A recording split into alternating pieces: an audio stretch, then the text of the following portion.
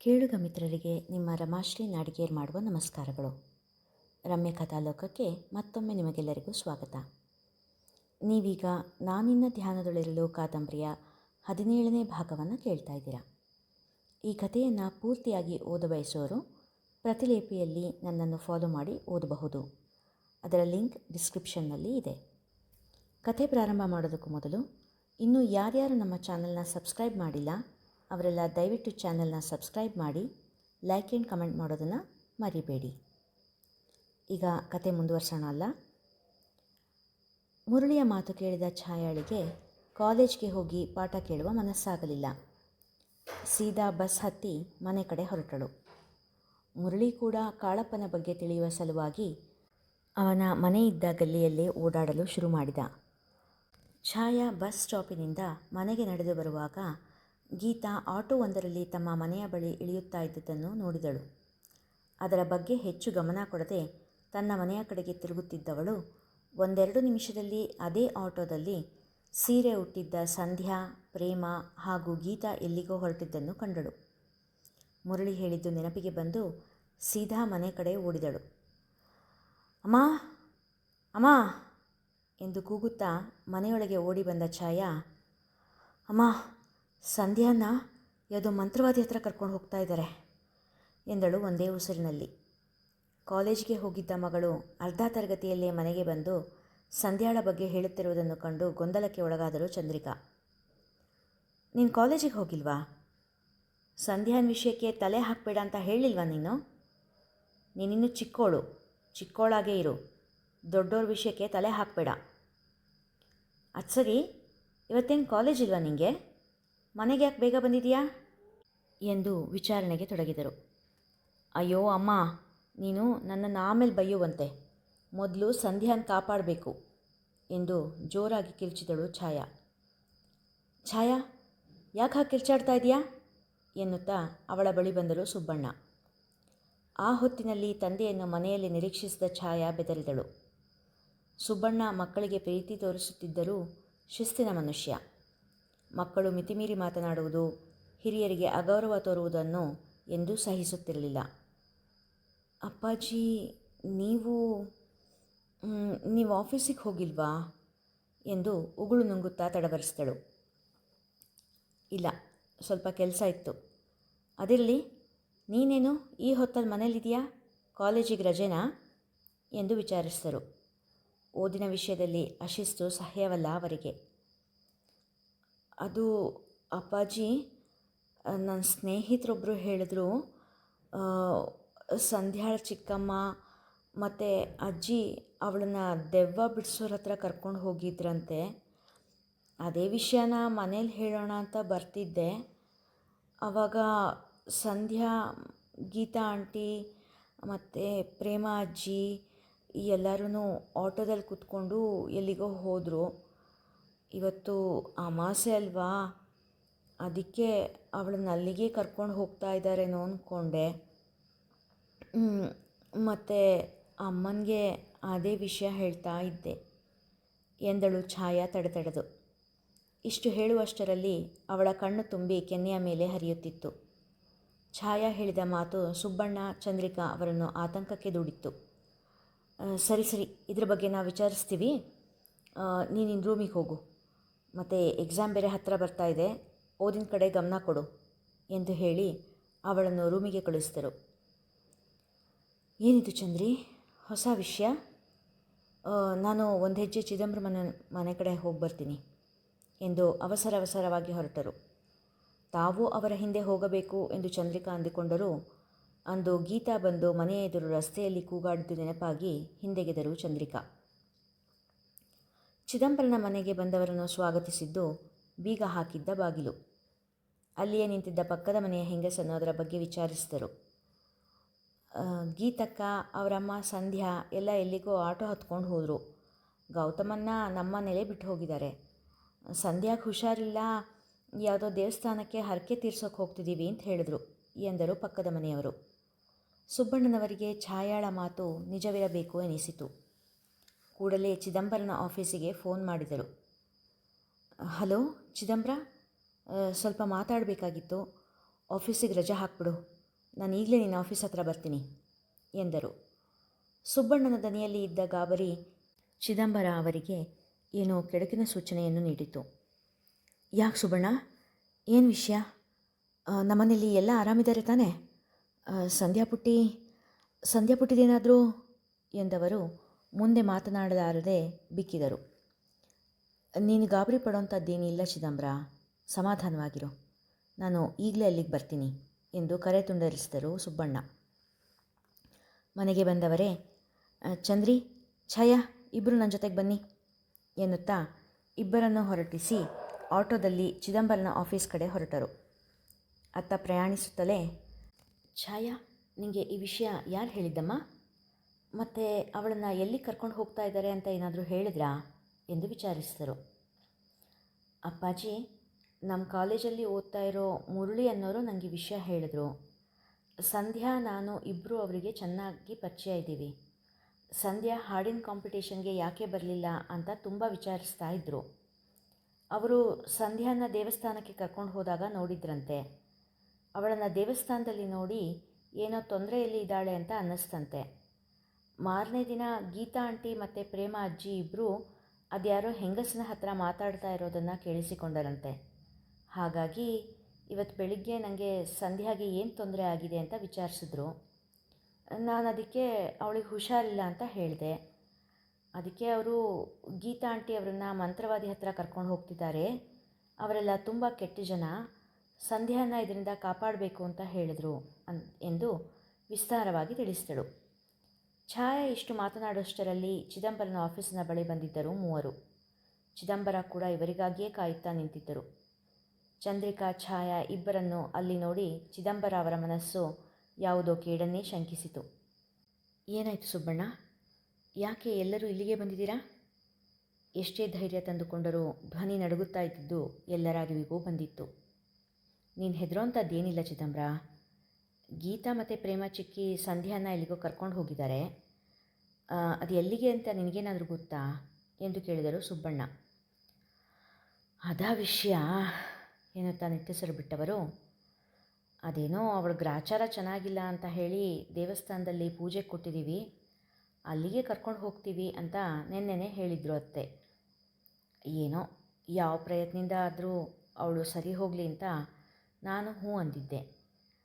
ಯಾಕೆ, ಏನಾಯಿತು ಎಂದು ಕುತೂಹಲದಿಂದ ಕೇಳಿದರು. ಏನಾಗಿಲ್ಲ.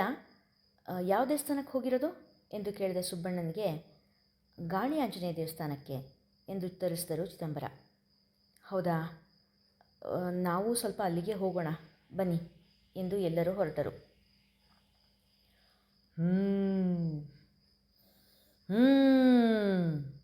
ಎಂದು ಭಯಂಕರವಾಗಿ ಹೂಂಕಾರ ಮಾಡುತ್ತಾ ಕುಳಿತಿದ್ದ ಕಾಳಪ್ಪ. ಅವರಿನ್ನೂ ಬಂದಿಲ್ಲ ಇರು, ಈಗಲೇ ನಂಗೊಂದು ಮಾತು ಹೇಳ್ಬಿಡು.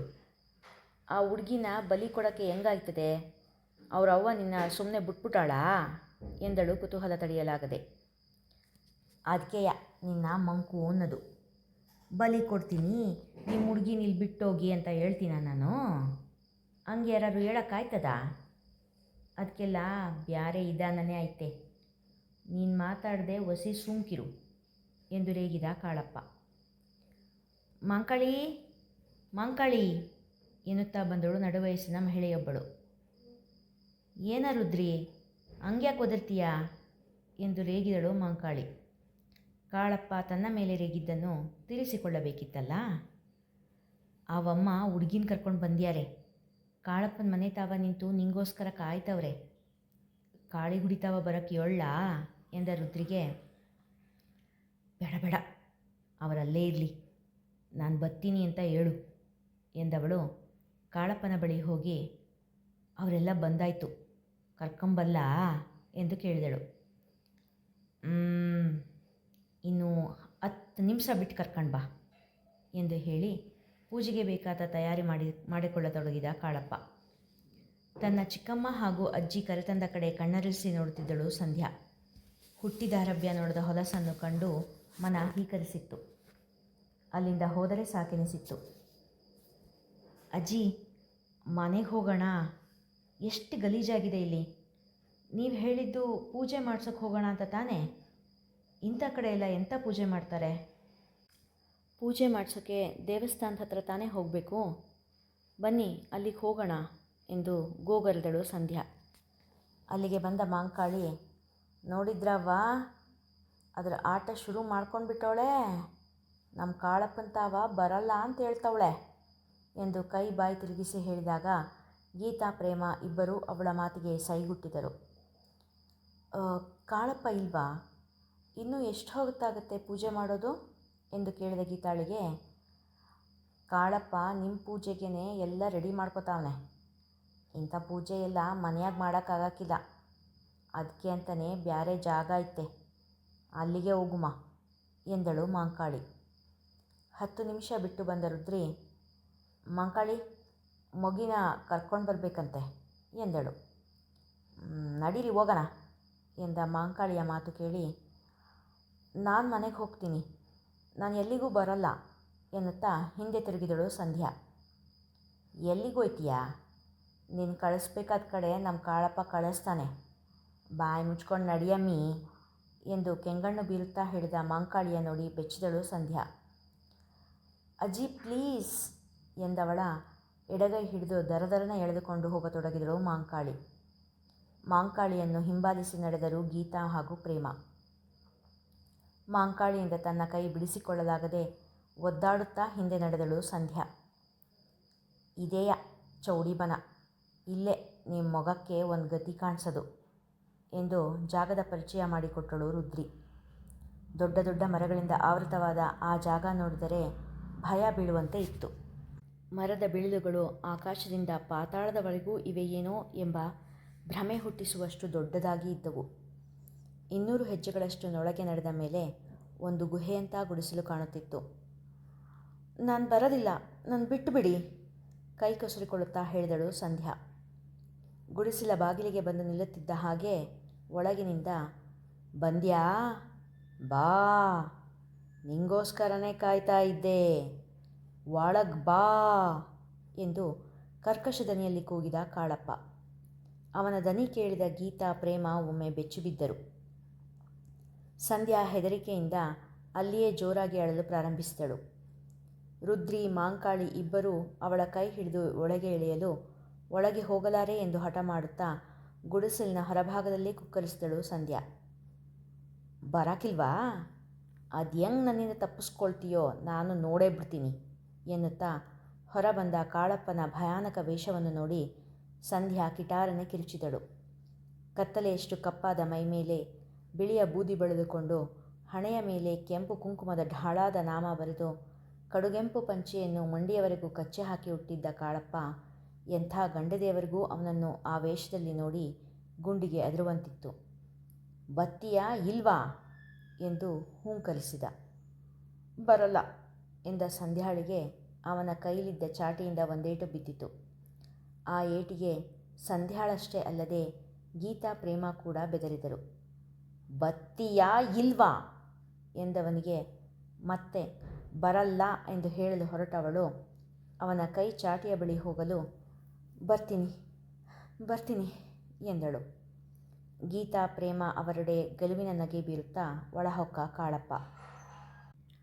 ಗೀತಾ, ನಾವಿಲ್ಲಿಗೆ ಬರಬಾರ್ದಾಗಿತ್ತೇನೋ ಕಣೆ, ಎಷ್ಟು ಭಯಂಕರವಾಗಿ ಕಾಣಿಸ್ತಾ ಇದ್ದಾನೆ, ನನಗೇ ಎಷ್ಟು ಭಯ ಆಗ್ತಿದೆ. ಇನ್ನು ಪಾಪ ಆ ಮಗು ಎನ್ನುತ್ತಿರುವಂತೆಯೇ, ನೀವು ಒಳಗೆ ಹೋಗ್ರಿ ಅವ್ವ ಎಂದಳು ರುದ್ರಿ. ಒಳಗೆ ಕಾಲಿಟ್ಟ ಸಂಧ್ಯಾಳಿಗೆ ಅಲ್ಲಿ ಇದ್ದ ದುರ್ನಾತಕ್ಕೆ ಹೊಟ್ಟೆ ತೊಳಸುವಂತಾಯಿತು. ಅಲ್ಲಿ ಹಾಸಿದ್ದ ಒಂದು ಚಾಪೆಯ ಮೇಲೆ ಸಂಧ್ಯಾಳನ್ನು ಕೂರಿಸಿದನು ಕಾಳಪ್ಪ. ಅವಳೆದುರಿಗೆ ಒಂದು ಬೆಂಕಿಯ ಕುಂಡವಿಟ್ಟು ಚಿಕ್ಕ ಚಿಕ್ಕ ಸೌದೆ ಹಾಕಿ ಉರಿ ಹಚ್ಚಿದನು. ಆ ಬೆಂಕಿಯ ಬೆಳಕಲ್ಲಿ ಇನ್ನಷ್ಟು ಭಯಂಕರವಾಗಿ ಕಂಡನು ಕಾಳಪ್ಪ. ಆ ಕುಂಡದ ಸುತ್ತ ಜೋಡಿಸಿಟ್ಟ ಮೂಳೆಗಳು, ತಲೆಬುರುಡೆಗಳನ್ನೆಲ್ಲ ನೋಡಿ ಬೆದರಿ ಚೀರಿ ಪ್ರಜ್ಞೆ ತಪ್ಪಿದಳು ಸಂಧ್ಯಾ. ನೋಡಿದ್ರಾ, ಇದು ನಮ್ಮ ಕಾಳಪ್ಪನ ಮಹಿಮೆ. ಅವನು ಕಾಣ್ತಾ ಇದ್ದಂಗೆಯ ದೆಯ್ಯ ಹೆಂಗೆ ವಿಲಿ ವಿಲಿ ಅಂತ ಒದ್ದಾಡ್ತಾ ಐತೆ. ನಿಮ್ಮ ಮಗ ಬಿರ್ನೆ ಹುಷಾರಾಯ್ತದೆ ಬಿಡು ಎಂದಳು ರುದ್ರಿ. ಪ್ರಜ್ಞೆ ತಪ್ಪಿದ್ದ ಸಂಧ್ಯಾಳ ಮೇಲೆ ಒಂದಿಷ್ಟು ಅರಿಶಿನ ಕುಂಕುಮ ಎಲ್ಲ ಸುರಿದನು. ಆ ಬೆಳಕು ಕತ್ತಲೆಯ ಆಟದಲ್ಲಿ ವಿಕಾರವಾಗಿ ಕಾಣುತ್ತಿದ್ದಳು ಸಂಧ್ಯಾ. ನೋಡಿ ನೋಡಿ ನಿಮ್ಮ ಮಗಿನ ಮೇಲೆ ಅವ್ರ ಅವ್ವ ಬಂದಾಳೆ. ಏಟ್ ಕಳಕಳಿಯಾಗಿದ್ದ ಮಗ ಈಗ ನೋಡು ಹೆಂಗೆ ವಿಕಾರವಾಗಿ ಕಾಣ್ತವಳೆ. ರುದ್ರಿ ಕುಳಿತಲ್ಲೇ ರನ್ನಿಂಗ್ ಕಾಮೆಂಟ್ರಿ ಕೊಡುತ್ತಿದ್ದಳು. ಸಂಧ್ಯಾಳ ಮೇಲೆ ಒಂದಿಷ್ಟು ನೀರು ಎರಚಿದನು ಕಾಳಪ್ಪ. ಸಂಧ್ಯಾಳಿಗೆ ಪ್ರಜ್ಞೆ ಮೂಡಿತ್ತು. ಏನು ನಿನ್ನ ಹೆಸರು ಎಂದು ಜೋರಾಗಿ ಅರಚಿದ. ಸಂಧ್ಯಾ ಎಂದಳು ನಿಧಾನವಾಗಿ. ಆ ಮಣಿ, ನನ್ನ ಹತ್ರ ಈ ನವರಂಗಿ ಆಟ ಎಲ್ಲ ಕಟ್ಟಿಟ್ಬಿಡು. ನಿನ್ನ ಹೆಸರು ಸುವರ್ಣ ತಾನೇ ಎಂದನು. ಅಲ್ಲ, ನಾನು ಸಂಧ್ಯಾ ಎಂದಾಗ ಬೇವಿನ ಸೊಪ್ಪಿನ ದಂಟಿನಿಂದ ಚಟೀರೆಂದು ಹೊಡೆದನು. ಉರಿ ತಾಳಲಾಗದೆ ಕಿರುಚಿದಳು ಸಂಧ್ಯಾ. ನಿಜ ಹೇಳು, ಯಾರು ನೀನು ಎಂದಾಗ ದೈನ್ಯವಾಗಿ ಅಜ್ಜಿ ಚಿಕ್ಕಮ್ಮನ ಕಡೆ ನೋಡಿ, ಅಜ್ಜಿ ಪ್ಲೀಸ್ ಹೊಡಿಬೇಡ ಅಂತ ಹೇಳಿ ಎಂದು ಅಲ್ಲಿಂದ ಎದ್ದು ಬರಲು ನೋಡಿದಳು. ಅವಳ ಕೈಕಾಲನ್ನು ತನ್ನ ಕೈಕಾಲುಗಳಿಂದ ಬಂಧಿಸಿದ್ದಳು ಮಾಂಕಾಳಿ. ಅವಳು ಪಡುತ್ತಿರುವ ಬಾಧೆಯನ್ನು ನೋಡಲಾರದೆ ಹೋದರು ಗೀತಾ ಮತ್ತು ಪ್ರೇಮ. ಅಯ್ಯೋ, ಮಗುಗೆ ಎಷ್ಟು ನೋವಾಗ್ತಾ ಇದೆಯೋ ಏನೋ, ನಾವಿಲ್ಲಿಗೆ ಬರಲೇಬಾರ್ದಾಗಿತ್ತು ಎಂದು ಅಲವತ್ತುಕೊಂಡರು ಪ್ರೇಮ. ಒಟ್ಟಿಗೆ 4-5 ಏಟು ಕೊಟ್ಟ ಕಾಳಪ್ಪ, ನಿಜ ಬಗಳು, ಯಾರು ನೀನು? ಸುವರ್ಣ ತಾನೇ ಎಂದಾಗ ಆ ನೋವು ಉರಿ ತಾಳಲಾರದೆ, ಹೌದು ಹೌದು, ನಾನೇ ಸುವರ್ಣ ಎಂದು ಚೀಲ್ದಳು. ನೋಡಿದ್ರಾ ಹೆಂಗೆ ನಿಜ ಹೇಳಿಸ್ಬಿಟ್ಟೆ ಎಂದು ಗೀತಾ ಪ್ರೇಮರ ಕಡೆ ತಿರುಗಿ ಹೇಳಿದವನು, ಏನು ಬೇಕು ನಿಂಗೆ ಎಂದು ಜೋರಾಗಿ ಕೇಳಿದನು. ಅವನ ಹೊಡೆತಗಳಿಂದ ತ್ರಾಣ ಕಳೆದುಕೊಂಡಿದ್ದ ಸಂಧ್ಯಾ, ಏನು ಬೇಡ, ನನಗೇನೂ ಬೇಡ ಎಂದು ಅಳತೊಡಗಿದಳು. ನಂಗೆ ಗೊತ್ತದೇ ನಿಂಗೇನು ಬೇಕು ಅಂತ ಎಂದವನೇ ಸಂಧ್ಯಾಳ ಮುಖದ ಮುಂದೆ ಕೋಳಿಯೊಂದನ್ನು ಹಿಡಿದು ಅದರ ಕುತ್ತಿಗೆಯನ್ನು ಕಚಕ್ ಎಂದು ಕತ್ತರಿಸಿದ. ಬುಳಬುಳನೆ ಉಕ್ಕುತ್ತಿದ್ದ ಬಿಸಿ ರಕ್ತ ನೋಡಿ ತಲೆ ತಿರುಗಿ ಬಿದ್ದಳು ಸಂಧ್ಯಾ. ಸಂಧ್ಯಾ ಇನ್ನೂ ಎಷ್ಟು ಹಿಂಸೆ ಅನುಭವಿಸ್ಬೇಕಾಗಿದೆಯೋ ಏನೋ. ಈ ಎಲ್ಲ ಹಿಂಸೆಯಿಂದ ಅವಳಿಗೆ ಮುಕ್ತಿ ಕೊಡಿಸೋರು ಯಾರು? ನೋಡೋಣ ಮುಂದಿನ ಸಂಚಿಕೆಯಲ್ಲಿ. ಈ ಸಂಚಿಕೆ ಇಷ್ಟ ಆಗಿದ್ದರೆ ಹೆಚ್ಚು ಜನರಿಗೆ ಕಥೆಯನ್ನು ಶೇರ್ ಮಾಡಿ, ಹಾಗೆ ಲೈಕ್ ಮಾಡಿ, ಕಮೆಂಟ್ ಮಾಡೋದನ್ನು ಕೂಡ ಮರಿಬೇಡಿ. ಧನ್ಯವಾದಗಳು.